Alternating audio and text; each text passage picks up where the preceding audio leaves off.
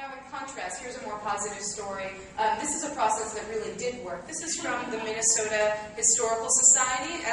A couple of years ago, they were having the sesquicentennial of their state, and they were deciding they were going to reinstall their permanent gallery that's sort of the What Makes Minnesota, Minnesota gallery. And they decided, okay, we're going to do 150 topics, and so their original thought was, all right, our curators and historians and educators, we'll get together, we'll come up with 150 topics, and we'll tell this story. But they ran into a problem, and the problem came in the form of a bundt pan. I don't know how many consummate bakers we have in here, but a bundt pan is a round pan with a hole in the middle that you use to make cake. And there was one woman on the development team, Kate Roberts, a historian, she'd worked at the Historical Society for a long time, who felt adamantly that the bundt pan is one of the 150 things that make Minnesota, Minnesota. And there were other people on the team who did not agree with this idea. And as they talked about this, they realized, and she realized, that the reason she loved the bundt pan did not have to do with her copious knowledge as a historian and working at the Historical Society. It had to do with a personal feeling as a Minnesotan about bundt pans. And so they decided, we need to open this up. We're going to change our process. And they did this nomination thing, where they invited people from all over the state to nominate what makes Minnesota, Minnesota to you. They did a big online thing. They reached out to historical societies across the state. And then this was really a clutch moment for them. They had the Minnesota State Fair, which is a huge event in Minnesota. They had an air-conditioned room. And if you've never been in Minnesota in the summer, you can't appreciate it. It's not too dissimilar, I think, from Toronto in the summer. But the air-conditioned room was a very popular place to make nominations.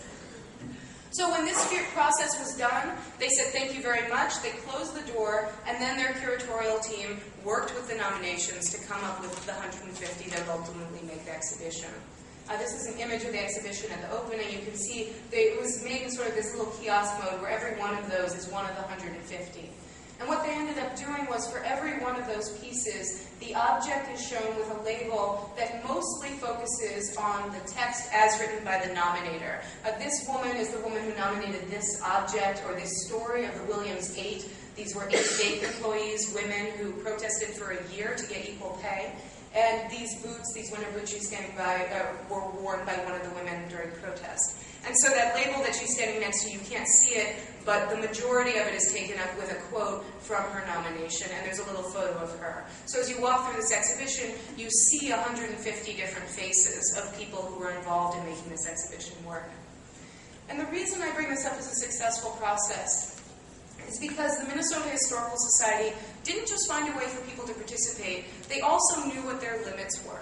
There was one person, Benjamin Filene, who was on the exhibit development team, who had said in the beginning, we should be doing more. We should be co-creating this exhibit with community groups across Minnesota. And the rest of the team thought, we're not really ready for that. That's not going to work with our culture. And they felt confident that, yes, we can do this nomination thing in a way that we're going to make into a professional product that we can feel proud of as a permanent exhibition.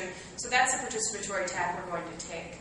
So I'm not saying when you design a collaborative process that you have to find a way to invite visitors to be able to be part of everything. I think that you need to figure out where is that place where you can invite them to cook. How are you confident that you can invite them to be a participant, and how are you willing to support and respect them as part of the team? Okay, the final thing I want to mention is that participation is really not, from my perspective, a new thing or an and for museums.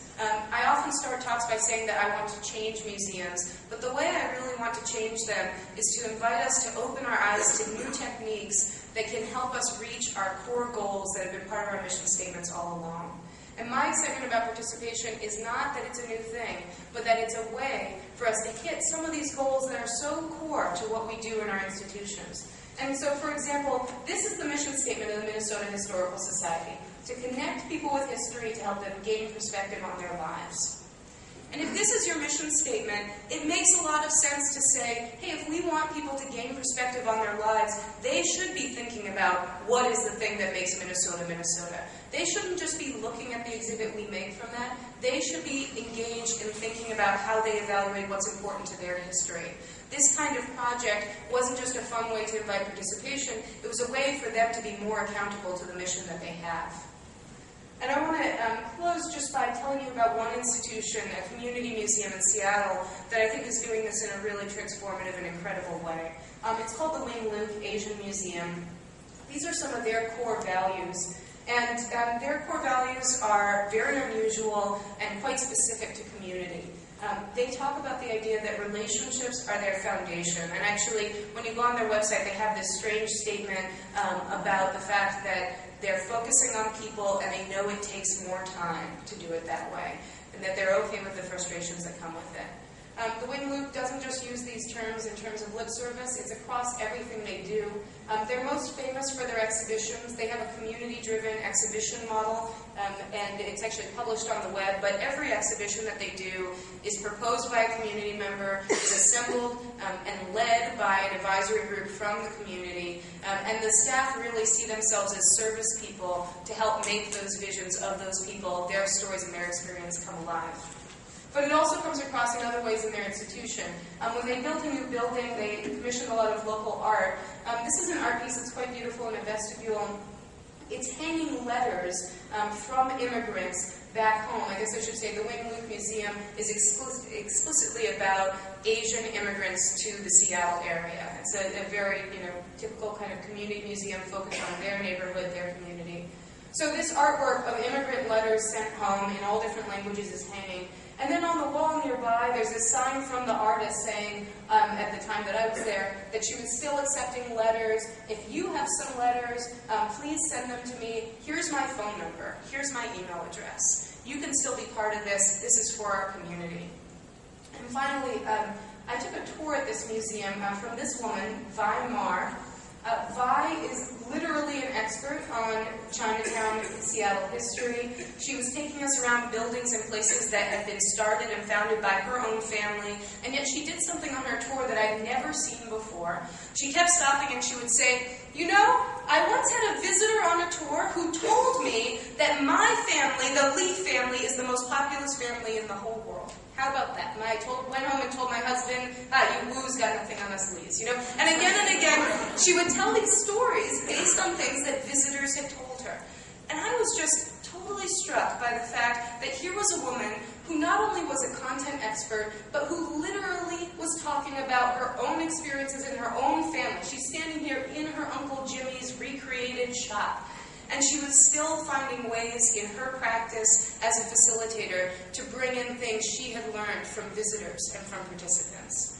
And so I felt very inspired by her, and I'm always inspired by people who can find ways in their work to be generous and look for sources of inspiration, of expertise, and of knowledge everywhere they go.